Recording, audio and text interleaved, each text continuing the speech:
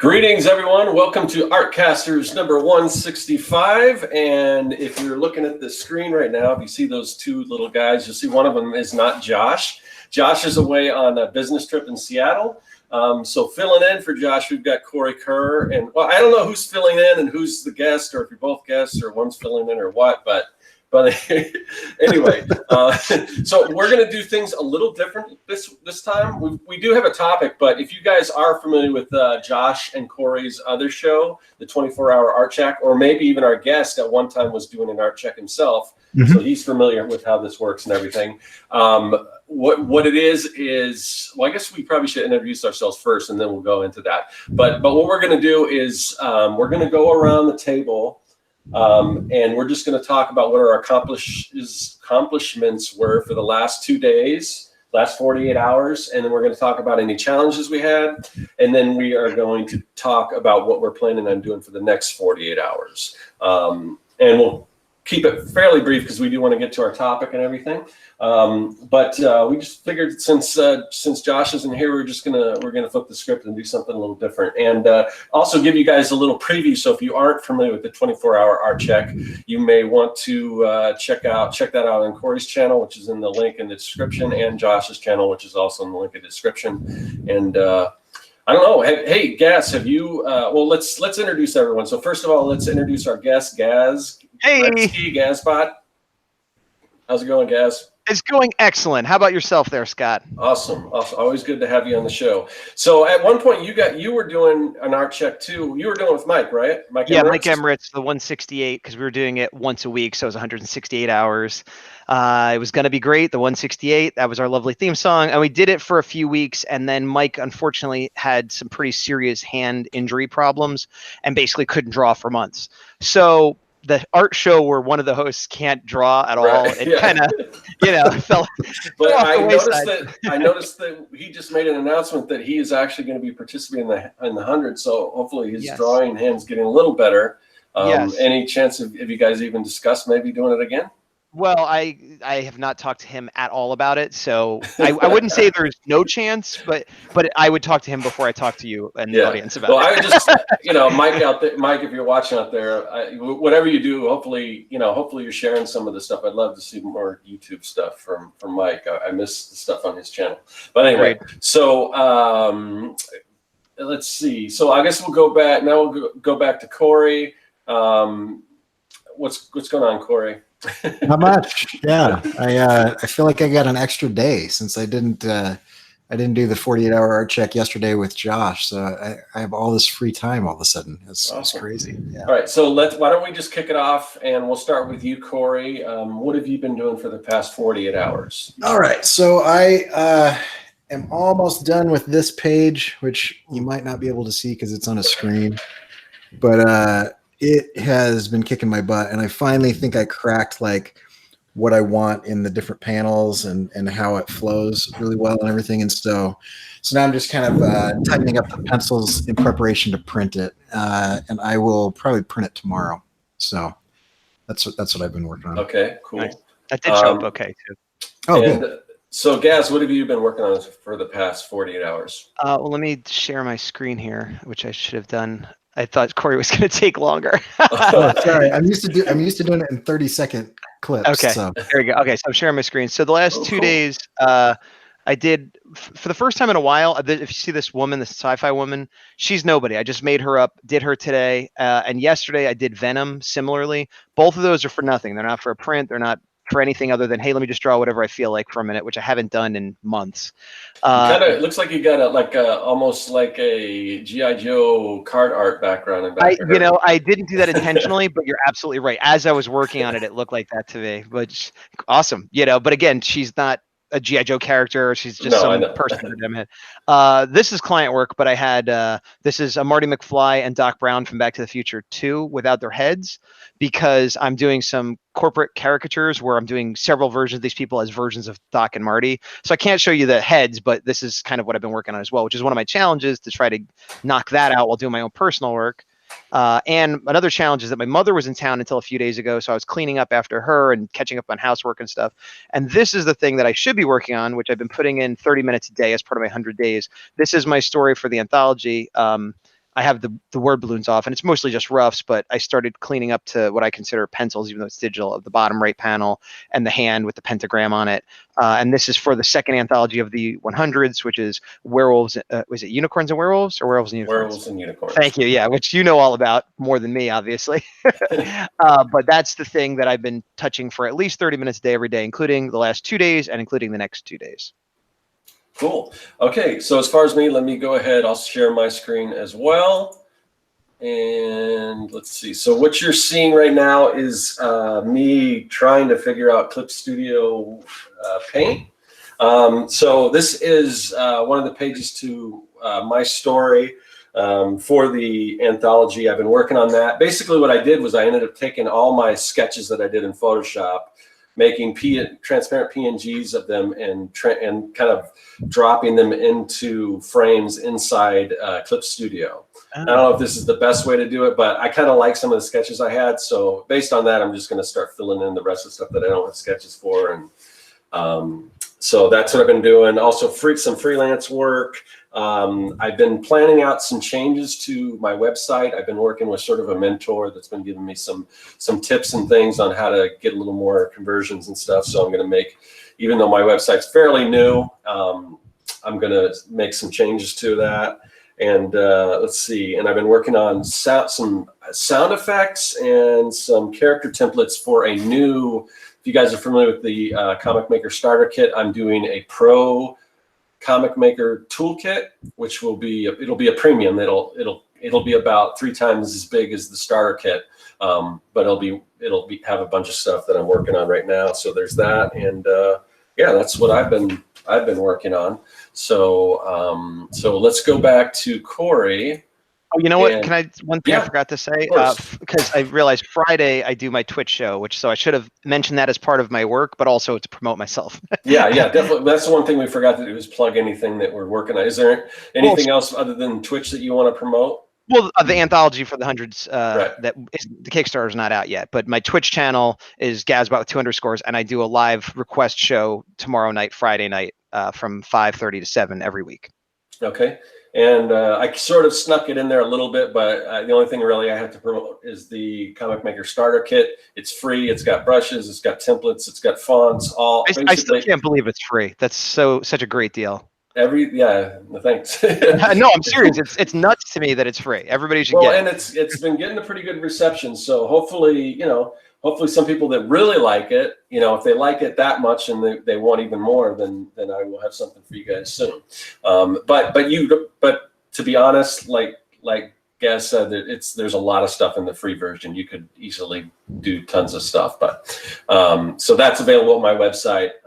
You just go there and check that out. And one of the things that, I'll talk about it when we get into what we're doing next. It has to do with that too.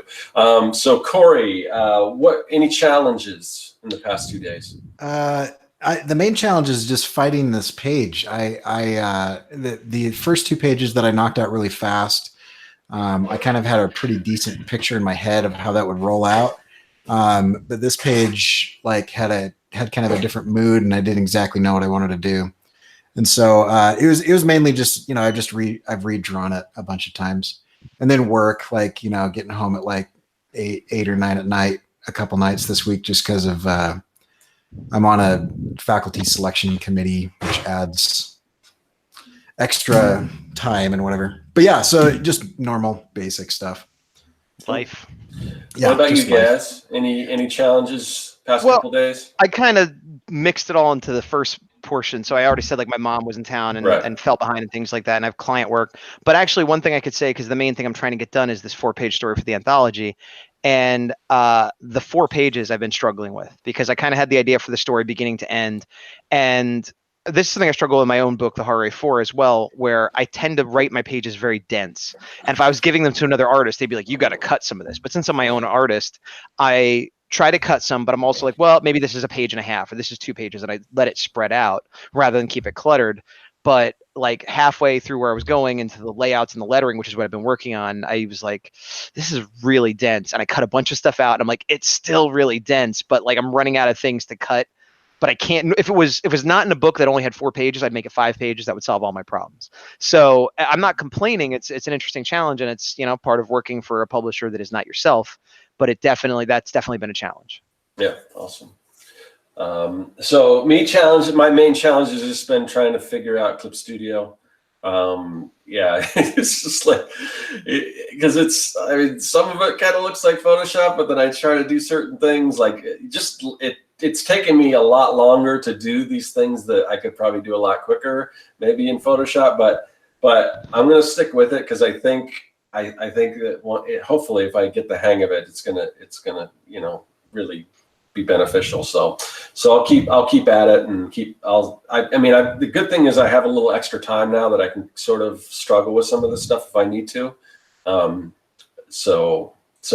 look forward to seeing what you say, since I've already given up on it. If you say, "Oh, put in more effort, it's worth it," then maybe I'll take a look again. The thing is, I mean, you mentioned that you were doing a lot of that in Photoshop, and I haven't done any like comic layouts or anything in Photoshop. I don't like the way it try to make any kind of straight line or anything like that in Photoshop. I don't really like, or borders or anything. I'll do some sketching and stuff in there, or coloring, but I don't really. Oh, see, that might be part of why people like certain programs like that, because if you have to learn it anyway, what difference does it make? Whereas I'm like, I already know how to do it. Exactly. I have to learn it. Okay, that might be part of it. Well, I'm kind of like that too with just traditional, but I know that even though it's going to take me more time to do this because I'm learning, I think in the long run I'm going to save some time. So that's why I'm kind of moving towards this. So Cory, what are you planning on doing for the next 48 hours? So I'm going to knock out this page, and then I would like to, though I've said this and missed my target each time, I'd like to get the next page penciled. But I think realistically, within the next 48 hours, I will get the next page roughed. I'll get it roughed out, and I'll make all the decisions that I need to make. And that's actually the 4th and final page of the story. So I'm hoping by Monday I'll have everything penciled, and I can start on inks. So what program is that you're using on the iPad there? This is Autodesk Sketchbook, which is a free program. They made it free, and I love it. It's great. I've tried Procreate, and I've tried about 6 of them when I first got this iPad, but the pencil on Sketchbook is like the most realistic. Like, it feels like you're drawing with a number 2 pencil, more so than the other programs. And there's just a few other things about like Procreate that I just don't like, they hide things. Like, you're just supposed to like intuitively know how to fill, you know, stuff in by dragging the swatch down to a selection or something, instead of just having a paint bucket tool. Like, everybody knows adjusting the opacity is right. There's some. It's really made for like painting, like digital painting. And if you try to do like flat coloring, like I do in my comics and illustrations, it's not geared towards that. Whereas this is. Also, have you found that? I don't know if you guys have found this, but in Procreate, that frickin' line jumps so much. Like when I'm drawing, when I'm inking, I feel like they overcorrect trying to make it smooth. And I don't know. I've got to. It might be the brush you're using too. It could be. I'm not sure, but anyway, I tried a bunch, and I ended up with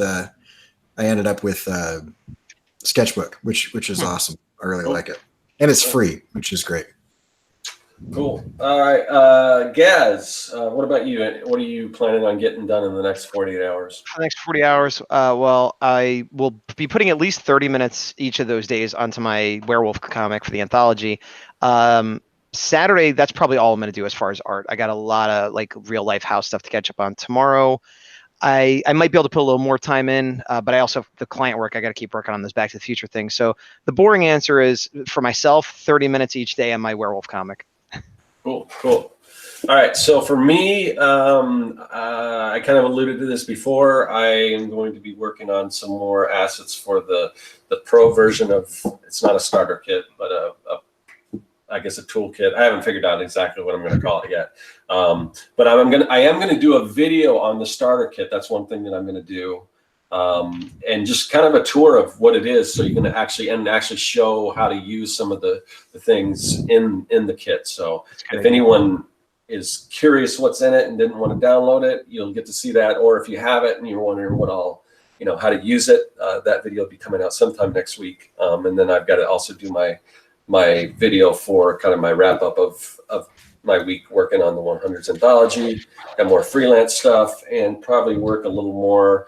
I'm trying to get work on some like props and things for kind of an expanded look at the studio, because I think in another month, maybe a little more, if assuming that I keep at the same trajectory I'm at right now, I should hit like 10,000 subs on YouTube. So this is kind of like a marker for that, or whatever I wanted to put out, because people have been asking about like a studio tour. So I want to do something kind of cool for that. So I've been working on some additions to the underground lair. So hopefully I'll have that ready. Okay, so I think that kind of wraps up the art check. So we're going to get into the topic today. Now the topic is encouragement and tough love, and I don't want to say specifically how it relates to the 100 days challenge, because this can cross into other areas and everything. But one of the main reasons we wanted to have Gaz on is because he's kind of, if you have joined the 100s in the sort of recently, he's usually the first guy to pop up and kind of give you the nudge and say, hey, welcome aboard and all this stuff. And he's also kind of the first guy that if you slack off a little bit, to kind of jump in and like, hey, what's going on? Or if you try to kind of pull a fast one on people, he's the first one to kind of call you out on that. So that's one of the reasons why I wanted to have Gaz on. And I guess first I just kind of curious how you sort of fell into that role. That's a good question. I mean, I'm an admin of the group now with Mike Emirates and a bunch of other people. So it's not like an official duty other than, keeping it being a pleasant place for everybody to be. That's like my only official duty, is to approve people and to, if somebody's getting out of line, like a normal admin. But I think, I don't know. I think just by doing it, I think just by being the one that was willing to call, because I like people liking me, and I think of myself as a nice guy and a positive guy and whatever, but I'm willing to say like, oh, well, if you skipped 3 days, maybe start over. And that's, some people will be like, yeah, maybe you're right. And some people will get really uptight about it and really upset. And I'm willing to take that risk. And I'm not saying I'm not the only one. Other people have pointed stuff out too. But I think, as you said, deserve it or not, I've gotten a reputation for kind of being the enforcer, which I don't mind having that reputation. But really, it's funny because I feel like a lot of times I'm still handling it with kid gloves. I never try to be nasty. I'm trying to be, like you said, tough love, encouraging. I'm never like, well, you suck, you might as well quit art. Like, it's not like that, it's more Right. like, oh, well, you said this is, this is just a random example. I'm not calling someone out, but like, oh, you said this is day 22, but when I looked at it, you didn't do it for the last 2 days. Shouldn't this be day 24? Did you miss 2 days? Like, the math doesn't add up. And sometimes they'll be like, oh, you're right, I'm going to start over. Or sometimes they'll say, yeah, I missed 2 days, I messed up, but I'm going to keep going. Either of those answers is fine. What I don't like is when they're like, oh, well, I was sick and I had to walk my dog, so I didn't think I had to do it those days, and whatever, I'm just a project for myself, and who cares, and excuse, without admitting that they made a mistake, or, and then I still don't get nasty, but I'm like, all right, well, you're not, maybe really doing the challenge or taking it as seriously as some of the others, but that's up to you. That's on you. But, it bothers me.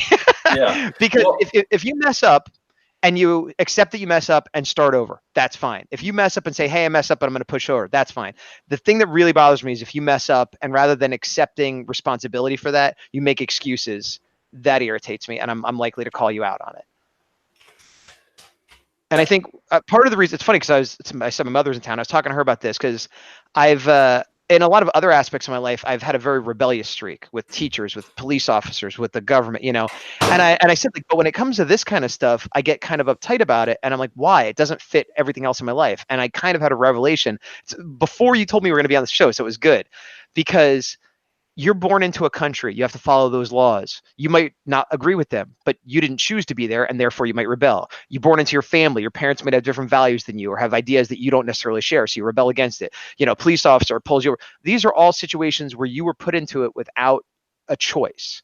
But if you say, hey, I want to be an artist, then you say, hey, I want to be a professional artist. I want to be a comic artist. Then you say, I'm going to join this art group. I'm going to do this challenge. You've made like 5 voluntary choices to get to the point where you're now saying, I'm a member of this group, and this group, what they do is X, Y, and Z, and then don't do it.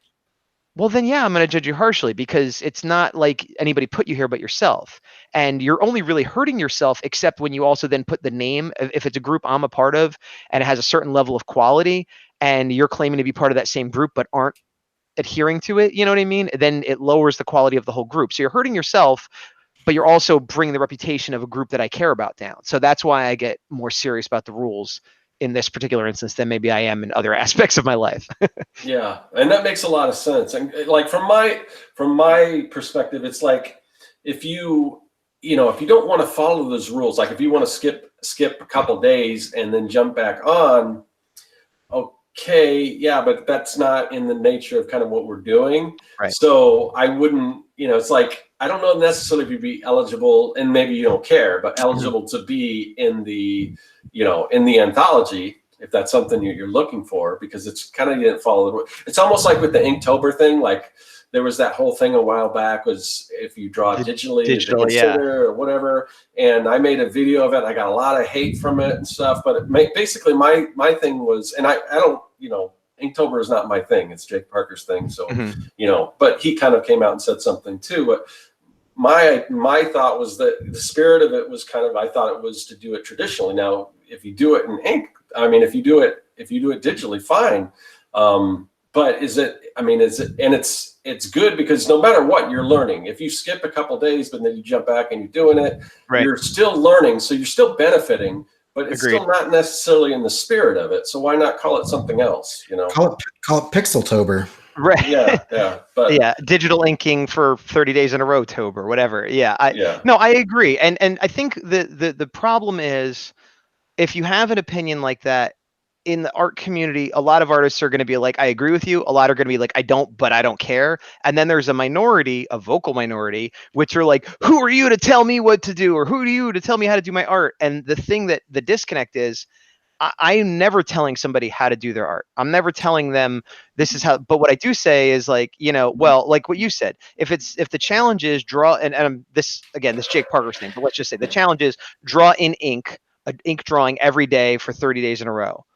And you miss a day or you have trouble or whatever, but you're still doing it fine, whatever, But if you're like not drawing in ink, does that make you a bad person? No. Does it make you a bad artist? No. Am I saying you can't do it? No. Am I saying anything other than, doesn't really sound like Inktober then? That's all I'm saying. But some people, that's too much. They're like, you're putting up a barrier, you're keeping us out, like this is an exclusive club. But it's like, no, you could draw like garbage. I've never criticized somebody for being a less skilled or even a bad artist. It's just, if the idea is to practice your inking. And if it's digital, that's fine too. I'm not stopping you. But like, just the idea of saying that maybe this, like you said, isn't in the spirit of the challenge, or maybe you're not learning what you're supposed to learn from this. Some people take it as a personal affront for some reason. Maybe because deep down they know, oh, I should have tried harder or followed the rules or done it. And so they're like, it hurts them because it's cutting a little too close to the bone or something, like it's touching a nerve. I don't know, but it comes back to the voluntary thing. Like, I didn't tell you to do this challenge. I didn't tag it Inktober. I found it because you said you were doing this thing, or 100 days of making comics or whatever. So anybody could do whatever they want. I have no power to stop anybody from drawing however they want, nor would I want to. But I think it's perfectly fine to say, hey, this is a certain type of art is done a certain way, or this is a challenge that's done a certain way, or this, and you could break those rules. But it's kind of like, I'm getting a little on a tangent here, but I'm sure we've all had those artists we've met that can't draw anatomy very well, or are bad at perspective, or whatever there's a fundamental objective thing that they're not very good at in their art. And they'll say, well, that's my style, and this is how I want to do it, and blah, blah, blah, blah, blah. And it's like, no, fine. Like, you argue with them. Like, if you learn how to do it and then decide to do it a different way, then you've learned it and you've broken the rules because out of knowledge. But if you never learned it and you're limiting yourself out of ignorance and saying that's your style, It is a style, but it's a limited style, and it's I don't know. I'm not saying you can't do it. I'm not saying you won't be successful doing it.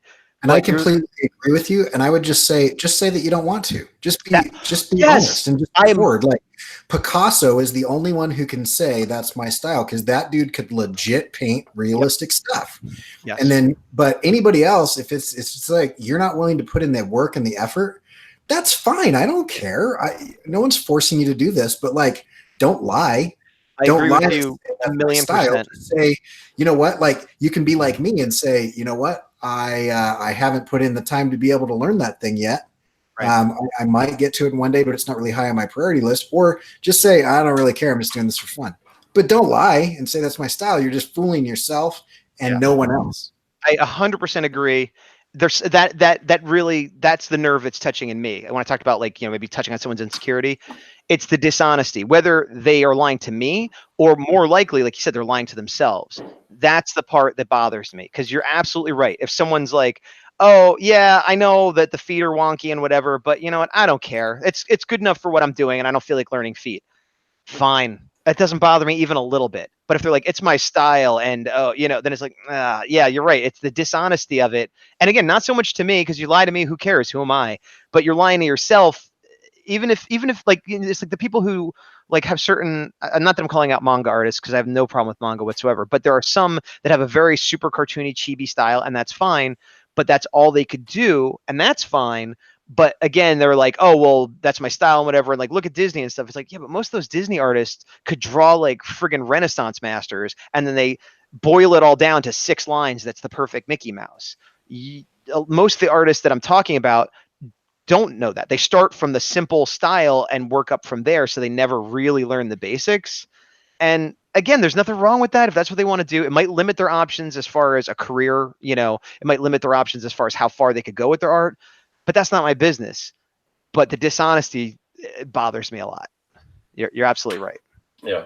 And I think there's something to be said for, just rules in general. I mean, like you said, I did kind of like I never really thought about it that way, but like just being born into a set of rules, you didn't really get a chance to choose. But when you're joining a challenge, what is a challenge without rules? That's why, that's kind of back to the Inktober thing. And obviously right now I'm trying to do a lot more stuff digitally. So I have no problem with digital art, and most of it. And people were, when I said anything like that, they were like, they got on me about, oh, you just hate digital art. I'm like, you don't even know. 90% of what I do is digital. Same. It may not be the comics work I do might not be as much digital, but it's just like. Well, and I mostly do digital too, even for my personal comic work, which is why when I did do the Inktober challenge one year, the whole point was, man, I haven't been inking very much lately. Let me practice my inking. Like, that was the whole point, was to stop doing digital and practice the ink for a second or a month, whatever. Ox says something in chat. He says, well, a lot of people have been talking in chat. Thank you. But Ox says, I started out with my style under the guise of I was going to get better. Now, over the past 4 years, you can see the learning I've been able to achieve. And that's true. Ox has a very specific style for anybody that knows him, but he's been practicing the basics. He's been practicing figure drawing, life drawing, and it shows in his style. So like a lot of the studies he does don't match like his comic style, but looking at his first comic to the comic he's on now, you could see the progression, not just of his confidence of lines, but of his understanding of the fundamentals as well. So I agree with that. Yeah. But so that's kind of, I just think if you're gonna join a challenge, you gotta kind of follow the rules, or else it doesn't. You know what? You asked a rhetorical question that I have an answer for. You said, if you're going to join a challenge and not follow the rules, then what is it? I'll tell you what it is. It's an empty hashtag that gets people to view your work. Right. That's hashtag true. Inktober. People look at it. Hashtag 100 Days Making Comics, whatever. They just want that hashtag to kind of have the community go, oh, look at them. And then they stop working on it. Don't really care. They're not doing it for themselves. They're doing it for the attention. And that's why, because there are other art challenges like Drawtober, where I don't think it specifies ink or whatever. And again, I think it's sort of been, I think Jake Parker got so much, and I can't speak for him, I don't know him or anything, but I think he got so much blowback from that now it's just like whatever you want to do. And he kind of, the last one, he kind of split it both, where he did some ink and some digital. He talked about that on his podcast, and he got the blowback. but there are other things like Drawtober, or I think there's a Drawloween or some different things like that Right. you can do. Unfortunately, they don't have a big. Their hashtag is not as big as Inktober, so that's why. Again, you're totally right. I mean, people want that hashtag. So yeah, and so use the hashtag. But I mean, but are you really in the spirit of what that is? I don't know. You know, well, and is your goal to. There's basically 3 goals to joining one of those channels. Well, there's a million, but the 3 that come to mind: 1, to better yourself as an artist by doing a specific challenge; 2, to have fun by just joining in a thing that everyone else is doing; and 3, to get attention. And I think the first 2 are fine, and the third one is gross. And that's as someone who's, on YouTube, who's on Twitch, who's on I want attention, but I want attention the right way. I don't want to be on reality TV because I'm a jerk in public. I want to be attention because people like my art and like what I have to say. Right. Okay. So, I mean, we've talked a little bit about sort of the kind of that tough love type thing. Let's talk a little more about encouragement, because I know that's something that my channel is kind of based on that. I'm trying to encourage people, to, be better artists and everything, and do the, whatever they can with art, if that's something that they're passionate about. But, I can put these videos out and I can explain it, but every once in a while I'll get sort of, I'll get some negative stuff coming back. Like I did a video, like it was probably one of my, I don't know, it was more of my more recent videos where it was something like, so you're thinking about, quitting art or giving up on art, because I know a lot of people kind of face that. And, I tried to offer some advice and some tips and things like that. But it's all from my perspective. I don't know where everyone else is in their life and everything. And I brought up something, I said, like right now, like this is sort of a lifestyle thing. If you want to do this professionally or just as a hobby or whatever it is. But I said, I have to make some sacrifices because, I can't go out and, I see friends that have regular jobs and they probably get that steady paycheck and maybe they earn a little more money and they can go, out of the weekends and do all this stuff or whatever. And my lifestyle, I've kind of, and I don't need a lot of that stuff and I'm fine with that. But, then I got a comment saying, oh, well, I said something to the effect of, I forgot exactly how I phrased it, but the person kind of came back and said, yeah, well, yeah, that's easy for you to say that you don't know what my life's like. I live in this little apartment and all this other stuff. And, I don't know really how to respond to that. Cause it's not like I know it's tough. Obviously, but I'm just kind of trying to help out. I can't, I can't do. The thing is with stuff like that is like people, most people are going to look at that and be like, oh, cool. That's great. He's trying to help. How am I going to apply this to my own situation? But there's always that weird vocal minority that gets super pissed when you don't validate their existence. And it's like, dude, you know what? Like, I'm saying things about my experience and like, you take that as you want to take it. But like, I'm not calling you out. I don't even know who you are, but I think people are so, not people in general, but some people are so wrapped up in themselves that they take everything. The word I'm looking for is narcissistic. Some people are so narcissistic. And artists? You mean that's crazy? I know it's kind of weird. Hey, look at this thing I made. Look at it. Love it. Love me. But like some people are so narcissistic that they view everything as a compliment or a threat.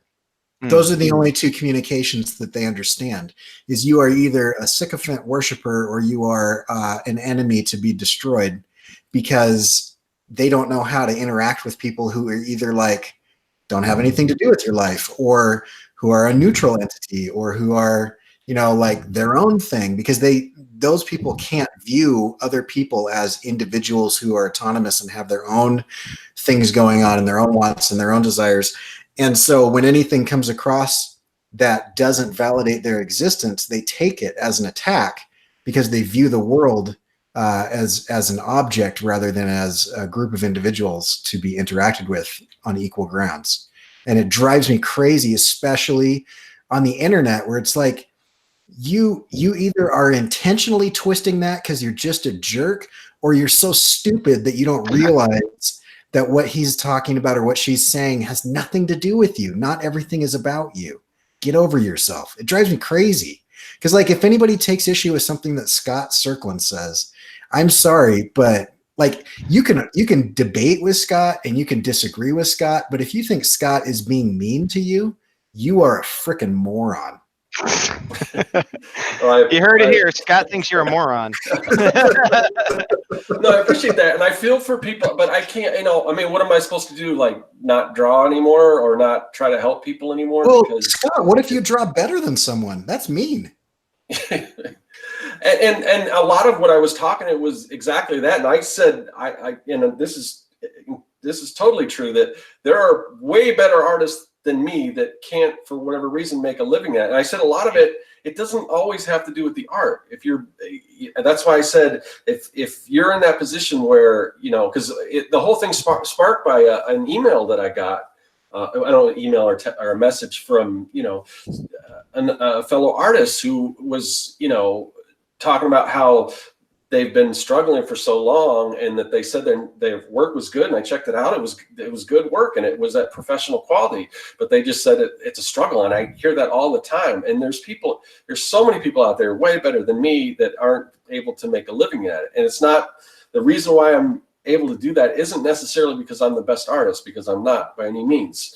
But I want, part of it is because I've been doing it so long that I've been able to kind of,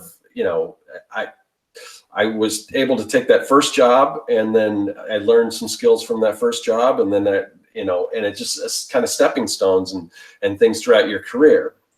So that's part of it. Part of it is I learned how to market myself, and I spent a lot of time doing that. So I mean, it's, you can look at people like that have very, like, look at like the oatmeal. The guy that does the oatmeal, not the best art, but it's the humor. That's what sells it. And also, so it's not always the art. Sometimes it's the idea. But sometimes it's just the personality of the person behind it. That's true too. And I mentioned that too. And that's, so maybe you don't have the personality for YouTube or whatever. There's other ways you can do it. I know people are super successful that you never see their face or hear their voice or anything. You kind of have to figure out what works for you. And just, I always say, play to your strengths. And some people may think, well, my only strength is drawing. Everyone's good at something. So I mean, you gotta kind of find out what that is, and it's gotta be, unfortunately, in today's age, it's gotta be more than just the art. I mean, there are people that their art is just so good that it's just like here, take my money. Like right now I'm looking at an airbrush portrait from Jay Ferguson. I don't know if you've seen any of his artwork, but he did a Jim Henson for me. It's sitting up here.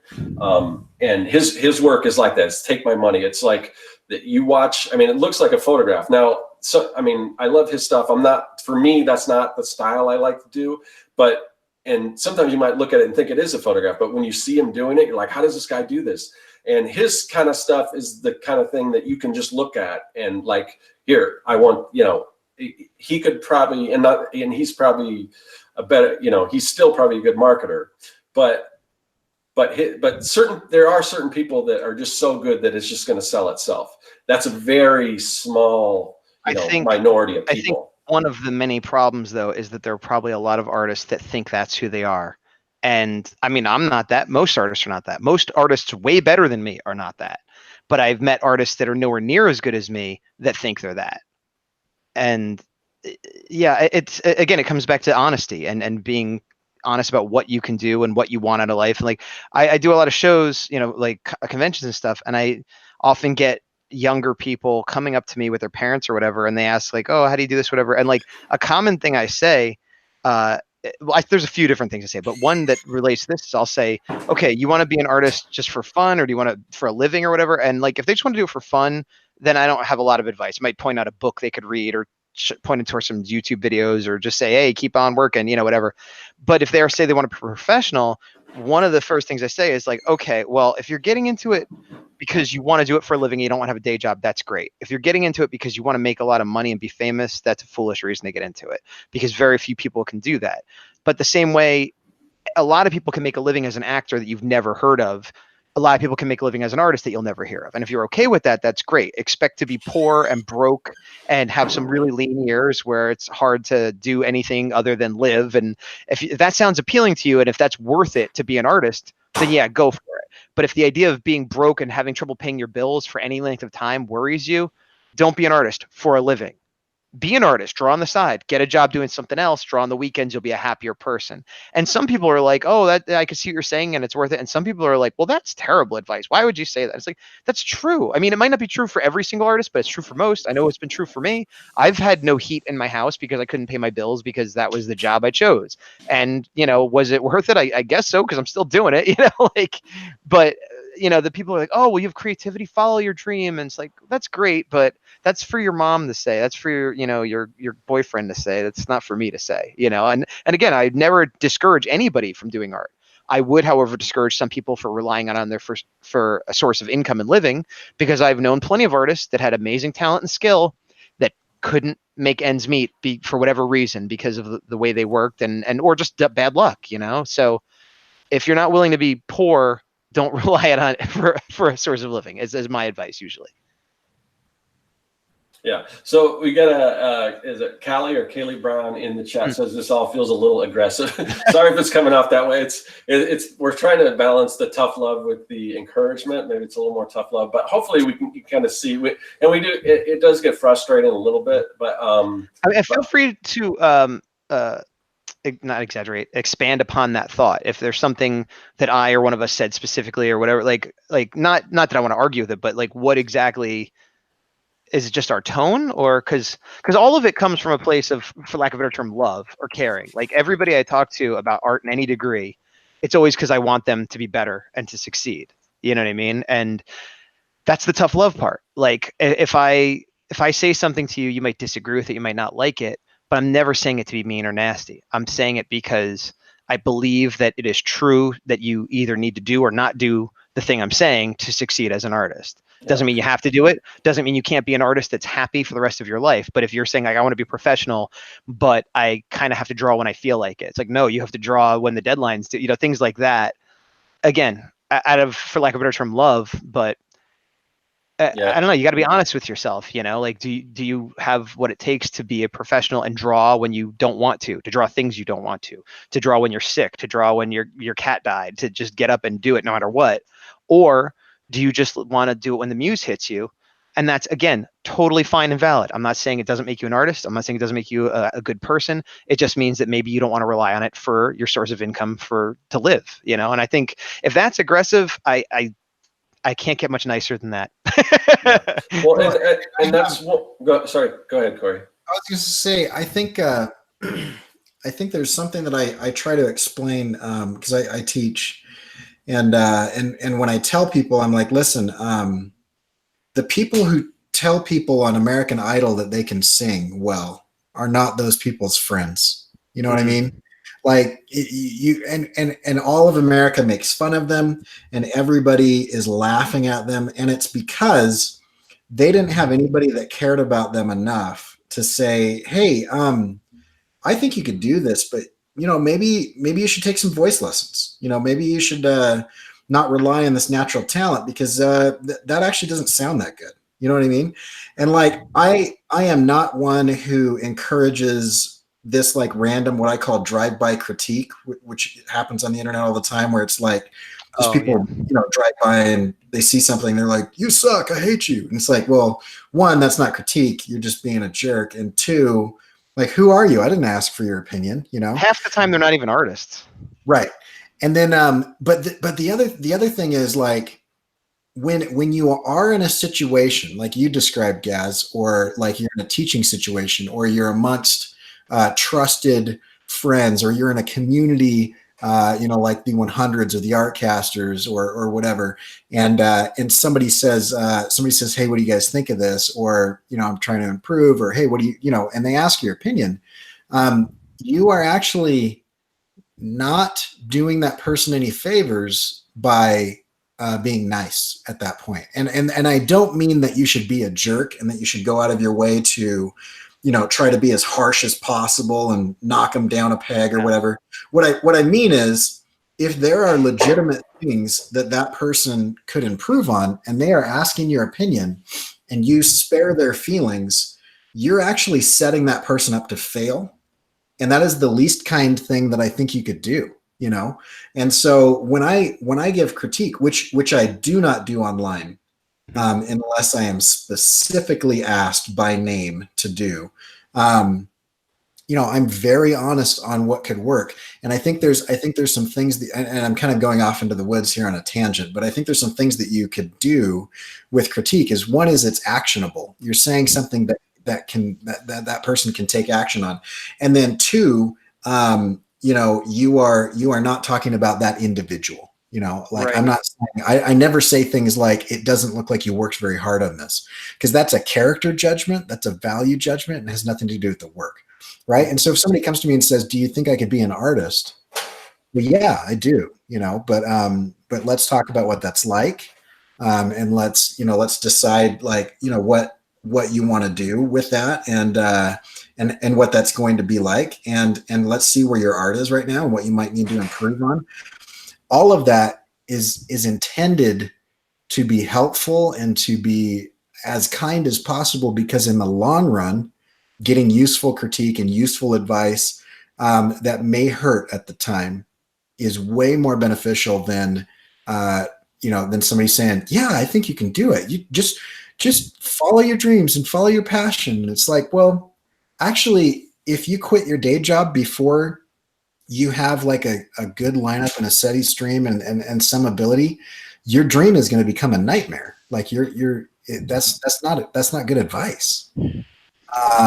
And then on top of that, to counter that, I also think that there are way too many people that take into account like, oh yeah, well, I need to tell people the truth and whatever. And part of the truth is positive. Part of the truth is that you can do it. And then there are some huge benefits to this. And that living your life as you feel that you are called to, psychologically and spiritually and however you want to look at that is super beneficial. And so I think that some people swing way too far in one direction or the other. So I apologize if I came across as aggressive, but at the same time, I care deeply about this, and I care deeply about people who choose to do it. And so that's why I often sound passionate as I'm talking about it. I agree with everything you said. Yeah. And I think part of people, their willingness or unwillingness to maybe accept that critique or see kind of where you're coming from or just taking that personal. And you don't want, it isn't personal, but art is a very personal thing. So if you come across, if people get the idea that you're, laying into their art or whatever, they tend to take that personally. So, it's a difficult thing because, And one thing that I stole from somebody that I will freely give you guys, since it cost me nothing to steal it, is when you are critiquing somebody, you make sure that you're critiquing their net worth, not their self-worth. So I'm not critiquing their value as a human being or as another member of the community or whatever. But I would be doing my best to help you improve so that you can earn more. So net worth, but not self-worth. Because who am I to judge you as a person? Who am I to judge you as a human being, as a brother and sister in this whole grand scheme of things? I absolutely agree. And I think that is something that because our identity is wrapped up in our art, it's hard, even for me sometimes, if people give me a critique that I've asked for, and it'll still sting inside, but I know it's for my own good and I'll listen, but I think people, saying that, oh, you know what, your composition's a little weird and I can't follow what's going on, they hear as like, you can't tell stories, you're a terrible artist, translates to you're a terrible person, which is not the intent. And it is walking a fine line. And I feel it's easier. Here's the thing. I went to art school, and I don't think you need to go to art school to be a professional artist or a good artist or anything. But I do think there's a few things you get out of art school. The biggest is doing critiques, constructive criticism, that a lot of people either haven't received and don't understand it, or haven't given and don't understand how to give it. And you see this a lot online. It's the drive-by critiques, and it's the people who get upset when you say their stuff isn't perfect. And most of us here know what a critique is, but just to really quickly boil it down. First of all, you're asking for it, so it's been invited. And then the super basic way is, hey, here's a picture of a bear I did. What do you think? Can you tell me how to make it better? And I'm careful too, because if someone like at a show that I don't know is like, hey, what do you think of my picture of a bear? I'm like, cool. And then if they go, well, no, but what could I do better? Well, if they ask me follow-ups, then I might give them an actual critique. But 99% of the time, they're like, what do you think of this? And I learned this after years of actually giving my opinion and telling them how to make it. And always nice. Always like, that's cool. That's really fun. You know how you can make it better? And then they'd walk away sad or angry. So as soon as this, what do you think of this? It's great. You're great. Everything's great. Then if they keep persisting, then I'll actually tell them what I think. But it boils down to, here's the picture of the bear. You say a positive, you say a negative, and you give them a path to correcting the negative. Wow, I'll tell you what, this bear, I love the way you drew the hair. The texture on the hair is awesome, and the eyes are nice and bright, really look alive. It maybe would be better if you reference the paws, because they look a little, not quite anatomically correct. And, hey, why not put some kind of background in or something like that? So now you've complimented them. You've given them something to think about, a possibility of adding a background and a real specific thing. Look at the anatomy of paws. Now, maybe they've got 10 things wrong with it, but I pick the one that is the most glaringly obvious and the most objective. Not a matter of opinion. I don't like red bears. Why didn't you make it black? That's not a good critique. It's saying, here's some good stuff. You did hard work. I appreciate that. Here's something that is, quote unquote, objectively wrong. And I know you can say style and this and that, but if you're drawing a realistic bear and the paws look wrong, then it's something you could point to that they could fix. And if you tell someone that, hoping to help them, and they take it badly, well, that's on them. That's how I feel. Yeah. So let's see. So you started, John or Scott, you started to talk about encouragement, and then I think I started talking about critique. But I think encouragement is a really interesting topic, because as a kid, one of the reasons why I didn't draw for a super long time is because when I wasn't asking for critique and I was too young to even understand what was going on, I had several adults like just rip my stuff to shreds, and I was like, well, I guess I can't do this, and so I'm going to bail on it. And and so I think there's a good balance. Like, you know what? Everybody is at a different place, and everybody, everybody can get better, and some people are happy with where they are, and some people are unhappy with where they are, and both of those situations are just fine. But I think one thing that especially the online art community really lacks is, and that's something I really appreciate about the 100s group, is like empathy and encouragement. Because you know what? I will go to my wife, and I have a degree in communication. And so like my bachelor's is in communication. So I probably communicate in a weird way because I've been trained, but I will literally go to my wife and I will say one of two things. I will say, hey, I'm not done with this. Tell me what you think. Does anything look weird? Or if I'm a little low, I'll say like, hey, I finished this thing and I need you to tell me that it looks good. And that sounds silly, but at the same time, I do need that. And that's what I feel like is lacking sometimes, is like, sometimes you just need to show people stuff and have people tell you, dude, that's so freaking rad that you do that. That's awesome. Like, that's great. I love that you're doing this. And I love how it, this, that, the other thing. There could be some giant glaring things about it, but it's a little hard to read. You can kind of tell face to face. But like, and that's why I think encouragement is huge, is because you know what? Like, who am I to say that person, isn't going to get better, or in 5 years from now isn't going to be 3 times better than me, making tons of money, and they just like optioned their comic for a movie or something. Like, I don't know, and so like the difference between encouraging somebody and just ripping them to shreds for no particular reason literally could mean, hundreds of thousands of dollars and happiness and enjoyment over the course of decades. And I don't think we really take into account sometimes our power that we have and the encouragement and the kindness that we could give each other. I absolutely agree. Although I may be coming off as super tough. Like I do try to be very positive, and I always tell everybody, you could do it. Don't let me stop you. Like I can't stop you, but even if you thought I could, don't. And what I often say is to these younger artists who I am saying, like, it's a tough road and you might not make money. Make sure you love it. Like I'm not saying don't do it. I'm saying make sure you love it and keep going and get better. And what I very often say is that you're better than I was at your age. And that's true because I doodled a bit, but I didn't get serious about art until I was like 15, 16. And most of the people I'm meeting that are 15 or 16 are better than I was at that age. So even if I'm saying, oh, you know what, your lettering is kind of bunched up, I can't really read it, but you know what? It's better than my lettering was at your age. Like if you keep going, you're going to be twice the artist I am when you're not even as old as I am. You know what I mean? So like if you, and I mean that honestly, so like, but and this is the thing, like whoever was just ripping you apart, obviously that's not helpful and that's selfish and crappy. But if done right, you should be able to tell somebody ways to improve that won't crush their spirit.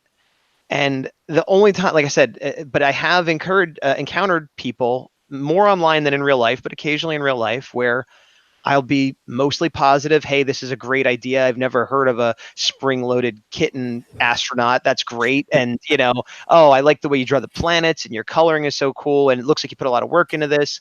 One thing to keep in mind, though, on the cover, you might want to make sure to have the main character or have the title readable or whatever.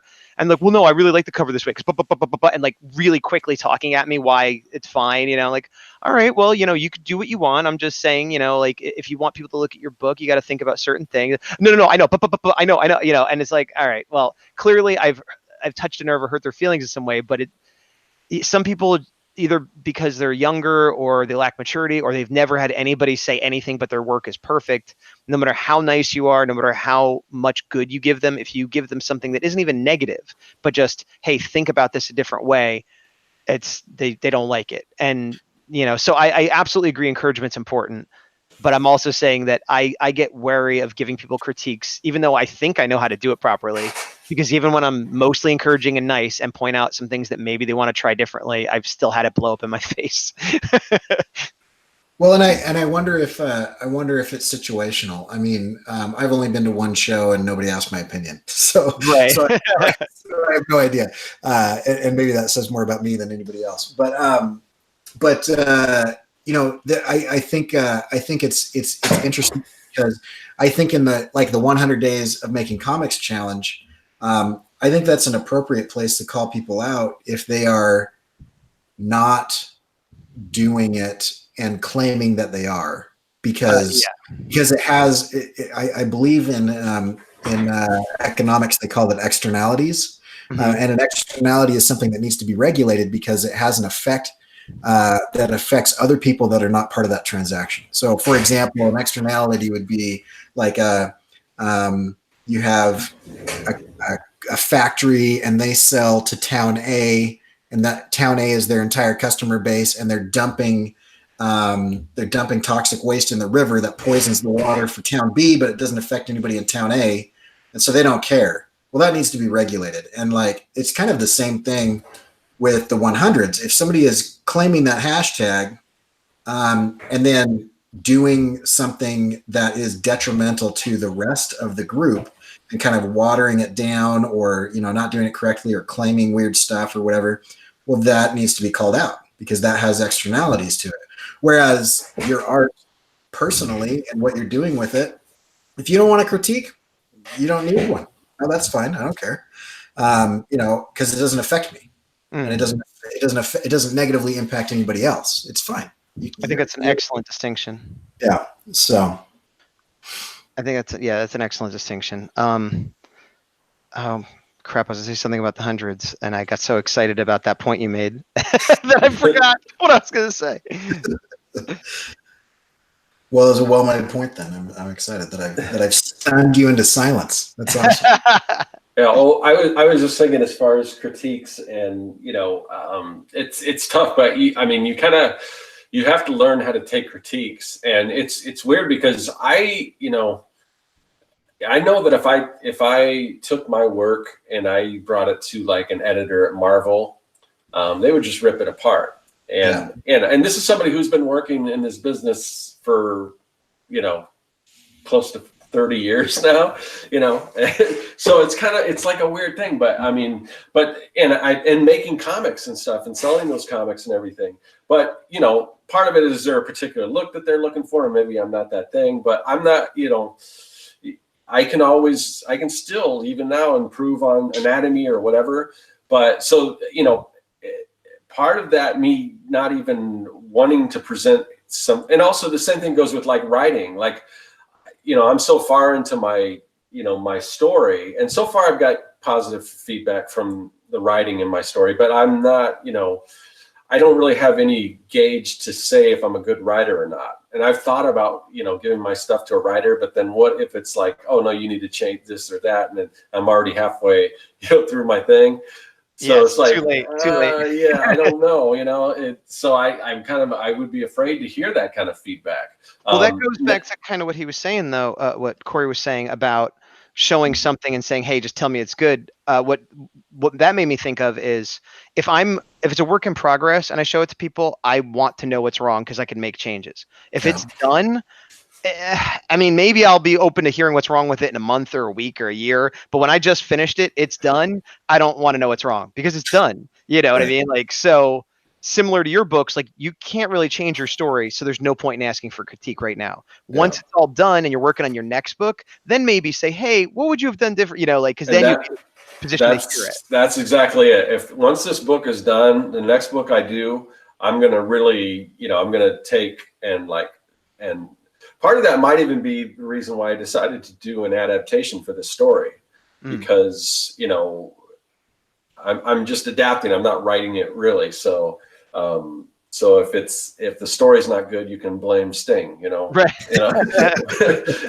But for my next story, I do want to get a little more feedback and stuff like that. But it's sometimes, as when you're creating your own properties and things like that, and you're this far along, it's just like, I don't know what I would do with that feedback, even though it would probably make it a lot better, but so it's, and it depends what you want, right? Like, I mean, information is only as useful as your objectives and how it applies to your objectives. And so at some point in time, if for me, for a rule of thumb, and this is just me and everybody else can do whatever they want, but if I am scared of something that could be beneficial to me, I run towards that thing because there's probably something of value there that I'm terrified of.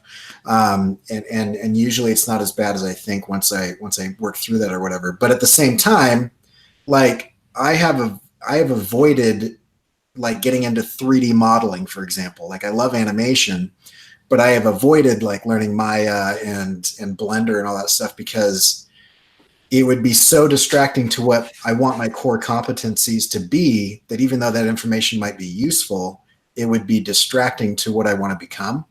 And so I don't know. I think Scott, if you want to become a really good writer and you're scared of it, run towards that critique and get some professional advice. And that doesn't mean that you have to like trash all of your issues. I mean, or whatever. But like at the same time, if that's not your main focus, like for example, like for me, going and getting critique from Marvel or DC would be interesting, but ultimately, I don't want to work for Marvel or DC. Right. And so it's not one of my objectives. I'd be fascinated to hear what people have to say, but at the same time, it would be like, you've confirmed that I don't want to work here. But, I love a lot of their stuff, but that's just not in my future or in my goals. I've gotten a lot of comic book art specific critiques from publishers at various cons. Mm-hmm. not Marvel or DC, because they're actually surprisingly difficult to, like, you have to go through this class and then they randomly pick people and whatever. So, but, you know, like IDW and Dark Horse and like some of those, you know, big, small ones I've gotten, and then super small publishers. And over the years, the critiques got better. You know, in the beginning, it was like, here's the 10 things that are wrong with it. And, you know, but never delivered maliciously, but I could see, if I was someone else, how it would seem like, oh my God, they were just jerks about it because they just told me. But like, some of them hold your hand a little, but a lot of them are just matter of fact. Like, okay, you want a job? Here's what you need to do. Change this, this, and this. And you're right that some of it is stylistically because they publish superhero books or horror books or whatever, but some of it's just storytelling stuff. Or like one I got early on was like, you know, forgetting about the art, there's no room for letters, no room for word balloons, no room, you know. And I'm like, oh crap. And they were right. And I just never even occurred to me. You know what I mean? I was so focused on getting the art right, and the art wasn't right either. I had other things wrong. But that was like, again, that was like revolutionary. And over time, I got better and better reviews. You know, they always had something to say, and they probably would, you know, even to Jim Lee at this point, you know. But what I got less and less notes, but one note that I started getting before I stopped doing the critiques was shortly after I did my first issue of the horror, was they mostly were like, this is pretty good, but it's not a style we could use, or, oh, you know, I don't really have a book you could work on. And then I did, you know, I had some test pages for like Hellblazer and Ninja Turtles. I think I had a Wolverine page, whatever. But the pages that got the best response were the ones for my own book for the horror A4. And so the last time I went, I was sort of like, all of them gave me the best response on the pages for my own book that doesn't fit what they do, that they don't want to publish, but that's the one that was the best. So why do I keep seeing them? Why do I keep going to these people? Not that they were bad people, not that I didn't learn from it, but I kind of realized I had graduated to the point where they might still have notes for me, but I'm not going to get work from these people. I should just do my own book and not worry about them anymore. But again, this was after years of doing it. It wasn't like, fuck these people, you know. Sorry, I didn't mean to curse. But it's some people wouldn't be able to get there, or would get there faster or slower, you know. But even though I didn't get work out of it, I got a lot out of it, I guess is what I'm trying to say. Yeah, that makes sense. Yeah, so we got a lot of stuff going on in the chat. Erzuki, is that? That's my wife. Yeah, that's what I thought. It's a great. She says this is a great discussion that applies to way more than just art. Loving it. So thank you, Q. And what else you got? No, but so far, yeah, a lot of people are liking what we're talking about, and hopefully it's helpful. I mean, and ultimately that's what we're trying to do, is we're trying to help out. So I mean, it's like, you know. Well, and I mean, this episode is called Tough Love, right? Right. I mean, yeah, that's yeah. Well, it's encouragement and tough love. So yeah, like, okay, hopefully there's a good balance, you know. It's like on campus, I get this all the time. I don't know why this is. I'm pretty short, not physically imposing, and I don't feel like I'm super mean, but like I am always in class honest with people, and I have a reputation that people say that I'm terrifying, that people say that I'm like the harshest. You know, they love the class because they get a lot out of it. And I ask every semester, I'm like, all right, what have you guys heard? And the things that they hear are so funny because they always hear things like, you know, I've heard that, you know, I need to buckle up. This is going to be one of the most horrifying experiences of my life, but that I'm going to get a ton out of it, and I'm really going to level up, and it's going to be huge, you know, and that's why I'm taking this class. So I've mentally prepared myself, and then every single one of them, all at the end, always says, "Oh, that was not as bad as I thought it would be." And then I always ask them, "Then why are these rumors continuing? Because you're the ones who tell the next class." And I think it's like this. I almost wonder if it's become this hazing thing or something. But it's kind of interesting. It's kind of an interesting concept because someone, and I've lost it in the chats. Someone is saying that they need to get over that fear of getting critiqued. I think that was Callie. Oh, okay, yeah. I think one of the, yeah, there it is. I got to get over that fear of getting critiqued. I think one of the things that can really help in that situation, because I am like the king of freaking myself out, finding like the worst case scenario of like what could happen, and like having a huge anxiety over interactions with people and stuff. One thing that I've realized is like the worst possible logical scenario is really important to understand. And critique is always hard to receive. I don't care who you are or how long you've been doing it. Like, no one is like, yeah, somebody's going to tell me where I'm wrong. Like, it's always hard, no matter how long you've been doing it. Every time someone critiques me, when I ask them to, I always have to be like, take a breath. You know, that wasn't the response you were looking for. You were looking for like fireworks and them to do backflips and tell you that you're amazing. Yep. You know, emotionally, that's what I was looking for. But at the end of that, like, I survive it every time. I am never in any physical danger. You know, at no point in time does it cause me any actual pain. And knowing that the worst is that you're going to feel bad for a few minutes and then get better at your work, I think is really important. And so, you know, in doing that, I would also recommend that you only ask for critique from people that you value their opinion and that are people that value you, you know, that care about you, and are going to give you until you're kind of used to it.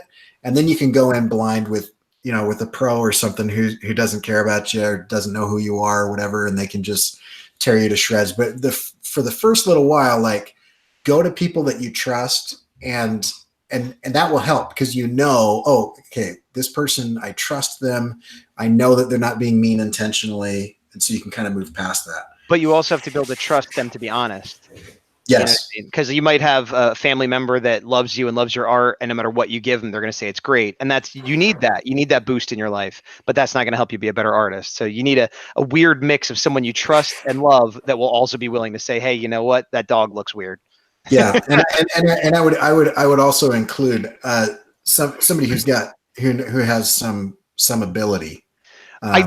Ideally, but I will say that I've definitely gotten worthwhile notes from people that weren't artists that were just like, you know, I don't understand what's happening here. And that's a valid note, because people reading your stuff aren't going to be artists necessarily. So if it's unclear, it's unclear. They might not know how to fix it, but at least you now know that there's a problem. Yeah, valid point. Absolutely. Yeah, and I mean, you know, everyone's kind of a critic, and do you have to actually be an artist to be a critic? Not necessarily. I mean, I went to, you know, a while back, I went to a test screening of, I think it was the first Transformers movie. You know, this is before it was done. It was, you know, the animation wasn't totally complete. And that's the reason why they bring people in for these test screenings, to kind of give feedback. And I mean, that first Transformers movie I liked. So I can blame you for that?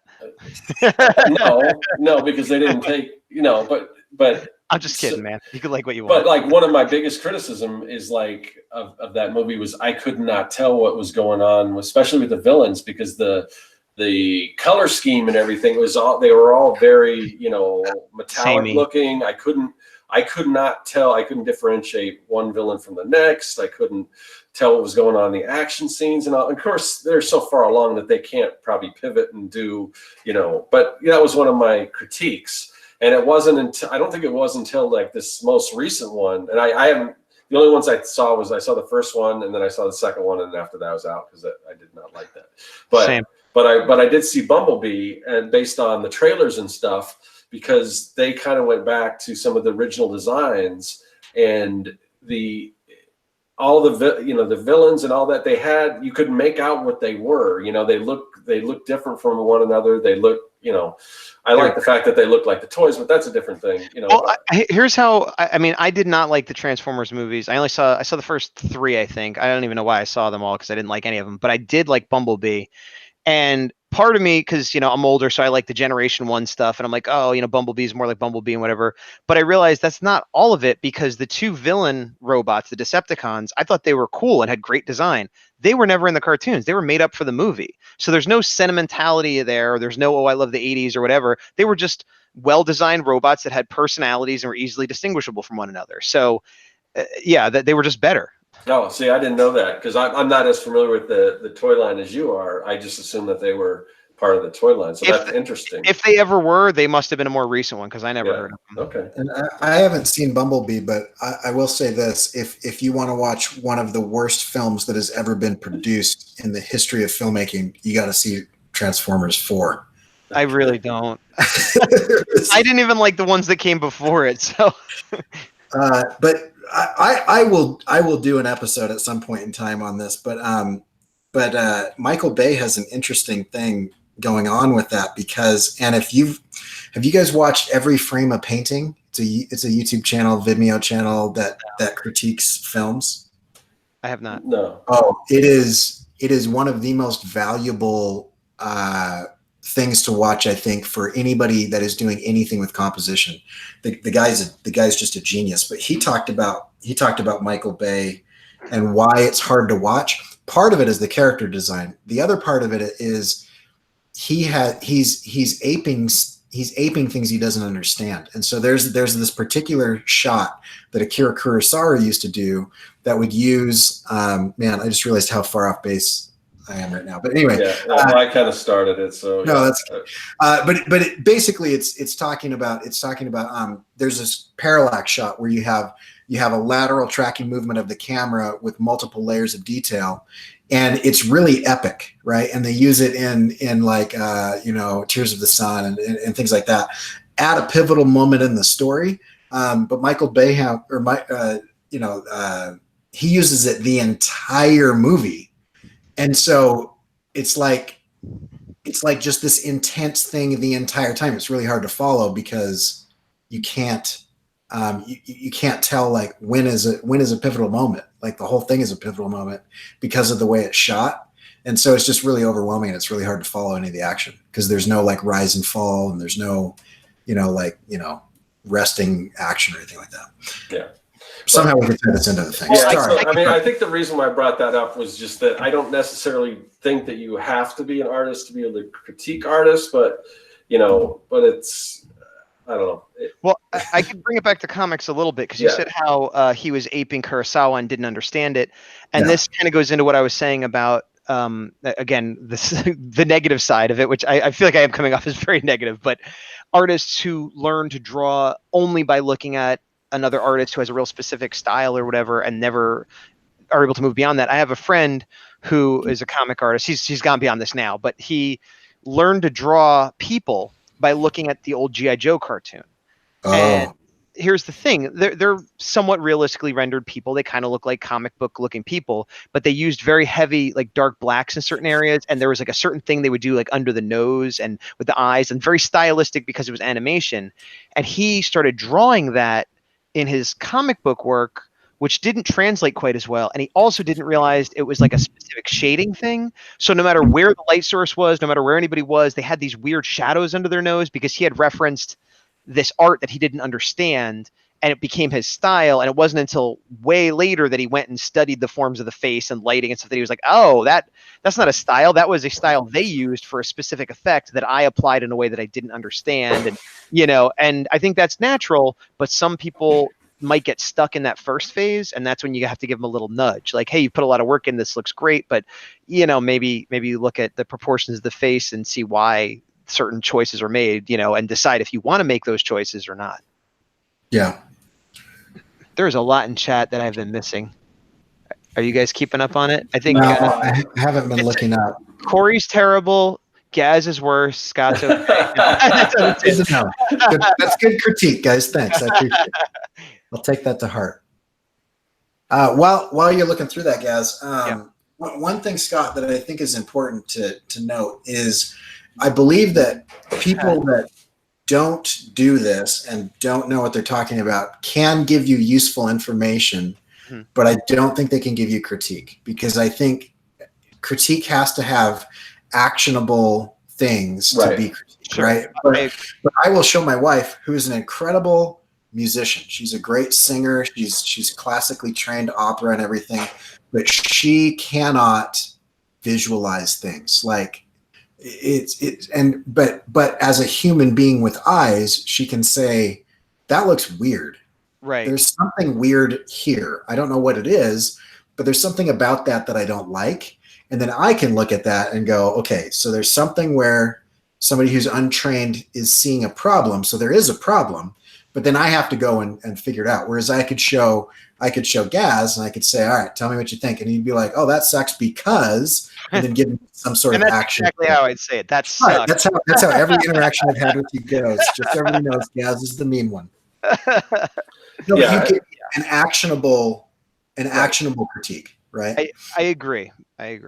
Yeah, and I mean, and again, that's kind of what I was saying. Why I brought up the whole like Transformers thing was because I'm not a cinematographer, but if it's confusing to me, and most of the people watching it are going to be like me, not cinematographers or who just average person, and if it's hard to follow, then maybe that's something to consider. So if you do get a critique like, this okay, we went from this scene to that scene, but I don't understand what just happened, then maybe that's something to think of, even though they may not be able to tell you exactly how to fix that or what's wrong with it. But if it's hard to follow, exactly. You see where I'm coming from? Yeah. Yeah, exactly. Yeah, I completely agree. All right. Well, I mean, I think we're getting close to the hour and a half. Is there anything else that you guys that we didn't touch on as far as critiques and tough love that we want to mention? I hesitate to bring this up, but I feel like it's pertinent. I'll try to keep it vague, because it involves like the anthologies we do for the 100 days, right? And specifically the one we just did, where we had a lot more people that wanted to do it than we had room for. And there was a lot of discussion amongst the people working on it, how we were going to decide who gets in and who doesn't. And we ended up coming up with what I think was the fairest way. There was a certain amount of randomality to it. There was a certain amount of merit-based stuff. And it was sort of a mix to make everybody happy. And again, I'm trying not to be too pointed with this, but going back to people who did the challenge who maybe missed a day or came back to it after 2 weeks, or did the whole thing and never managed to, I'm going to turn off my thing so you can see me here, who never managed to finish a single page of comic art and just did designs for 100 days or worked on their script for 100 days or whatever. While that's valid and it doesn't make you less of an artist or a creator or a bad person or anything like that, at least for me, when I was giving my input, it weighed heavily on whether or not I thought those people should get to be in the anthology. And again, not because of the quality of their art or writing or personality, but because, hey, I saw them do 100 days and they couldn't finish 2 pages. We need them to do 4 pages of writing and finished art. How do we they've never put out a comic. How are we going to trust they could do this? And there was various levels of that were taken into consideration. And it wasn't a hard and fast rule. And I wasn't the only one giving opinion. So I don't want you to think like I was, some kind of dictator. But when it came time to voice my opinion, there were certain people who I didn't say don't put them in, but I said, well, look at this person. They did 100 days flawlessly, and they ended up with 8 pages of a comic. So we know they could do 4 pages in the 100 days they're going to be given. This person didn't. Maybe we should pick the person who did it over the other. And again, having nothing to do with the writing, the art, or what I think of them as a person, just they've proven they could do it. And so some of those people might have been the same ones that I was like, hey, pick it up. What are you doing? You missed some days. How come you're not working? You're 50 days in. You haven't drawn anything, And so it goes hand in hand with like, I know that some people are like me, and when they're in a position to make a decision, whether it's for a job or an art exhibit or whatever, a project we're going to collaborate on, whatever the thing is, whether it's for money or not, if you don't do better in step 1, you might not get a chance to do step 2, whether it's because of, my decision, your own decision, real life stuff. So again, I'm trying to keep it vague, but I think I'm making my point well enough that, again, my harshness is out of love because I want you to have a chance to do whatever that thing is you want to do. And if you don't do good now, it's like not training for the big, track meet and then expecting to win or expecting to get invited to finals. I don't know why I'm using a sports analogy. I know nothing about sports, but you know what I mean? But it is a thing about practice and preparation. And, I don't know, like I don't see it as being mean. I see it, and maybe I would be like Cory, where I'd be the teacher that everyone's like, they're terrible, but when I think back, I had a art teacher in high school. I had 2. And one I liked a lot and one I hated his guts. And that was true of most people. And the guy whose guts I hated, I went back a couple of years later and I was like, hey man, I'm sorry. You were right. You were right. He would nail us on perspective and tell us to try harder, and he'd call us out when we were just saying it was style. And I thought he was such a jerk. And like, look, I like Image Comics. Shut up. It's cool, you know. I'd be like, that's great. Draw your Spawn, but you know what? The building's out of perspective and it looks wrong. And I'd be like, you don't understand me. And then a few years later, I'd be like, man, my buildings suck. I should have paid more attention. You know what I mean? So Yeah. it comes like I still hate my art. You know what I mean? Like I don't ever come at it as like I'm great and you're terrible. I'm like, we all need to learn. And if you're not in that mindset, you're going to hurt yourself further down the road. And that's your business, but I want you to succeed. And then if we're in a boat together, working on a project together, we're in a group together, then it does become my business because I want you to be up at the highest level so we can all be proud of ourselves together. And again, it doesn't mean you need to be the best artist in the world, but you got to give your best effort. Excuse me. And if you give that, then you have all the respect in the world from me, no matter how you draw, no matter how you write. Yeah, and I think that's a really important distinction because once again, it takes it back to externalities, right? When you are at no point in time did you go to that individual and say, "Hey, I didn't like how you did this thing," you know. Right. But you're saying as a group of people, you're all going to get into a project together, and because of the laws of physics and time and space, there's a limited amount of pages, there's a limited amount of creators, there's a limited amount, you know, like there's scarcity, like scarcity exists. It's a thing. And so because of that, we have to have some sort of gauge to tell, you know, who's going to be reliable and who's not, who's going to be capable and who's not. Right. And those are two different things. Like, if I look at somebody and I say, I don't think they could do 22 pages a month right now, and so I'm not going to sign them up for a monthly book. Like that's not necessarily, you know, like a value judgment on that person. That's just saying like they need to get faster. And if I put them in that situation, I'm setting them up to fail. Like, for example, just to take it back to a sports analogy, I played football in high school when I weighed 110 pounds and I was 5'4", right? My coach put me in as a tailback, which I still don't really understand the game of football, but that's the guy who gets hit a lot by the defense, right? And I was set up to fail because I was not built to be in that position. And if I would have gone on to college and for some reason there was some sort of thing that they're like, you have to let Cory Kerr on the team and you have to play him, I would have gotten hurt. And then if I would have gone on to the NFL, I would have been killed, right? There's just like, and so in certain situations where it's like, I love you and I want you to do well and I will do everything I possibly can within reason to like help you get better and support you and whatever. But when I'm picking a team and that team is relying on all of the members, I need to have certain criteria applied or I'm doing a disservice to the entire project and everybody else on the team. And so I don't think that's mean or unreasonable at all. And I also think it is just and fair and kind to the people that didn't make it in. Because, you know, if they didn't make it in because of specific reasons where they might not have been successful in doing it, that's only setting them up for a situation that they will likely be ready for later, but maybe not now. Right. Yeah. And it goes back to kind of what we're talking about. It's not necessarily, you know, it doesn't even have to do with the best artists, the people who are successful. I mean, a lot of times in comics, like if you are working for like a big two, a lot of that has to do with, can you deliver on a deadline? And one of the things that we've talked about with the 100s is the only, you know, prerequisite is you completed the challenge and you can, and that you've shown up and you show that you can accomplish that goal. It doesn't have to do with what level your artwork is or anything like that. But the one qualifier is that you have to deliver.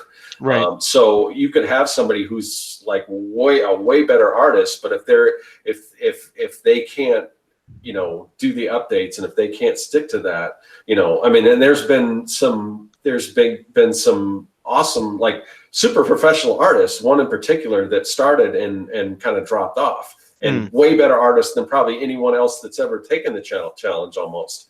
But they couldn't do that for whatever reason. But so it's not always the, you know, how great an artist you are. It's at least in this case, the qualifier is that you can deliver. And a lot of times that can be more importantly than the art itself. So and even within that, with again, I'm not going to name names, but we filled up all our slots for the anthology, and Mike remembers it as me, and I'll take credit for it because it sounds like something I would do. I suggested that we get alternates, like understudies, because hey, even though we selected these people that are, supposed to be reliable, did the challenge, are here all the time, what if they don't show up? We've allotted the pages and it's all set up, and suddenly we're missing 4 pages, we're missing 8 pages. We can't expect someone else to quick whip that up. So what if we have understudies? And it's good that we did, because 3 people who said they were going to do it, who had finished the challenge, who should be reliable, dropped out. Now, some of the reasons might have been valid and fine and good. It doesn't make them bad people. I'm not saying anything negative about them, but I'm saying these are people that were vetted. These are people that had done it and still didn't make it. Yeah. So someone who didn't make it in the practice trial run, that gives me even less confidence. You know what I mean? These are people that had done the 100 days and couldn't do it again, essentially. So if you couldn't even do it once, that's where you see it's even more worrisome. Yeah. And I think we're down to the we've used all our contenders or whatever. They're using another sports analogy that I don't really fully understand either. But Mike said we did have one double dribbler left, but I don't know if no, he said there might be a secret backup somewhere, but yeah. I thought that was him. I thought he was alluding to himself. Yes, and he stepped in, and Mike Emirates is now the 3rd person. Right. But he said, unless I misunderstood, he said that there was one other super secret one that was willing to step up. But so if we lose one more person, we should still be okay. If we lose 2 people, I don't know what we're going to do. Pinups. Oh yeah. Mike says we have one more in the chamber. Okay. So, but again, my point wasn't to talk about the troubles we're having with the anthology, because we're not having troubles. It's going great, actually. Yeah, but I'm really impressed with everyone. I mean, the updates and everything I'm seeing, I'm like way more confident this time around than the last time. Me too. I'm just digging everything I'm seeing. Me too. And so I want to be clear, I'm not being negative about it. I'm just pointing out that the people who were chosen partially for having done it and proven themselves couldn't do it this time. And again, not a bad reflection on them, but that's why if you can't prove you could do it for yourself in the practice run, you're not going to get picked. Right, you know what I mean? Like the people who did it sometimes fail. And if you couldn't do it the first time, again, you're still a good person. You still could be a great artist. You might be more famous and successful than all of us one day. But right now, you got to prove you could do it if you want to be invited to the party, basically. Yeah. And I don't think that's elitist or bad. I mean, it's all merit based. Again, I don't care if you're drawing stick figures. I have no opinion on how good of an artist you are. I have opinion on how devoted you are to the art. Yeah, and like you said, I mean, some of it comes down to they just got this. Certain people, like there's one in particular that got a great opportunity, and just to make it perfectly clear, we're not making any money off of this. I mean, there's a way we can make money because we get the books and we can sell those. So if you do amazing, maybe you make $100 or so. But it's more the community thing. It's more just something that we want to do because we love this community and all that. So, I mean, some of the reasons, like you said, are valid, but yeah, you gotta be able to deliver at least to start off with. So, but yeah, I am like super impressed with everyone that's doing the challenge right now. And and just so you guys know, and we mention this every episode, and we still haven't put a post up yet, but if you are taking, I don't want to say the challenge in general, but if you are in the anthology, that's kind of what we're doing right now in the Artcasters, is we're kind of wanting to feature people that are in the anthology. So if you are comfortable on camera, if you've got like a decent mic and everything, and you want to come on and you want to talk about, we're trying to find a specific topic in addition to just talking about the anthology like we did today. But yeah, we want more people that are in the anthology to come on the show. So you can definitely hit me up at scott@serkworks.com, or comment on one of my YouTube videos or whatever. And we'll have to, Josh or I will have to make a post on the actual 100s page, and because we want to get more people on, especially people that we haven't had on before, and kind of find out what they're doing and everything. So yeah. But with that being said, anything else, Gaz? Cory? No, I'm good. Okay. Awesome. So we'll kind of make the rounds again. We'll let everyone know where they can find us and everything. Anything you want to promote? What about, okay, Cory, what about you? anything you want to promote? Yeah, you can check me out on CoryKerr.com, and I always love talking to people on Twitter. If you want to argue with me about Transformers, that's fine. But yeah, no. So I'm on Twitter, I'm on YouTube, I'm on Instagram. I saw one or two people jump onto Instagram with me during the show, so that's awesome. So you can always just go to CoryKerr.com. That's CoryKerr. And I'd love to hang out with people. So check out my stuff there. And then I'm also on YouTube. And if you guys want, at the beginning of this, we did an example of a 48-hour art check. And if you want some real significant encouragement to do this type of thing on a daily basis, I would grab a buddy and start doing that. And we've got Joshua Kimball, who's normally the host with Scott. And I have a podcast of that as well. Actually, this is a great time to do this. If you guys take a second and review that podcast, that would be awesome. Because we find that podcast. You can find that podcast anywhere that podcasts are sold, and it is free. No, it's on Google Play, Stitcher, Spotify, iHeartRadio, iTunes. So if you have a smartphone, whatever podcast app you have, you can just search for my name or 48-hour art check, and reviews would be super awesome because I think that's something that if people knew about it, it would be pretty interesting. But it's not getting a ton of traction audibly right now.